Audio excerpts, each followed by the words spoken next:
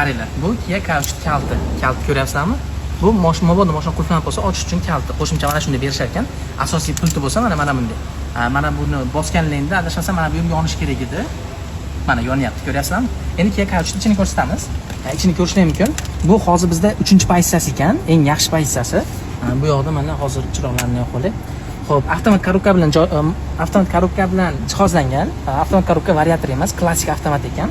Undan tashqari ruli juda ham qulay. Mana bu yerdan ushlab olgani qulay. K8 da ruliga o'xshar ekan. Juda ham chiroyli qo'shilgan. Bu yoqda bo'lsa klimat kontrollari, hozir mana konditsioner ishlab turibdi. Tablosini ham ko'ryapsizlar, hamma yo'q elektronli. Bu tomonda ham elektronli tablo. Orqa kameralari bor, lekin 360 kamerasi yo'q. Bu mashinaning apchikasiga keladigan bo'lsak, tepasi yumshoq plastik bilan, pasti bo'lsa materialdan ishlangan.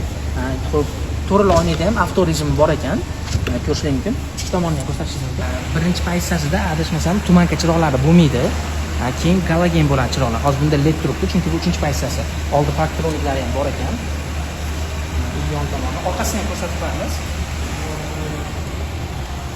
Qaytib eslatib o'tamiz, bunda lyuki bor. Orqasi ham yaxshi.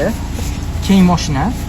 Eslatib o'tamiz, sidinyalardagi chexoli material bo'lar ekan. Tikan, tikan. Parlakonika yo'q ekan. Eslatib o'tamiz, Gentra'da bor parlakonik. 12 da ham bormi yo'qmi bilmadim aniq, lekin Trekkerda bor. Endi bagajni ochamiz.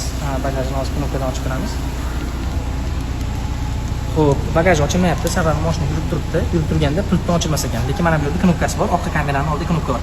Keyin mana bu yerga qaranglar, palasa bo'lib yonar ekan, ya'ni bitta mono qoshi bor ekan orqa tomonda.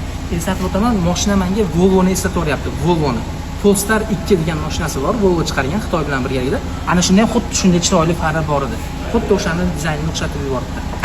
Bagajni ochib ko'rsataman. Bagajning hajmi haqida bizda aniq ma'lumot yo'q, lekin katta, bemalol hamma yo'q sig'adi.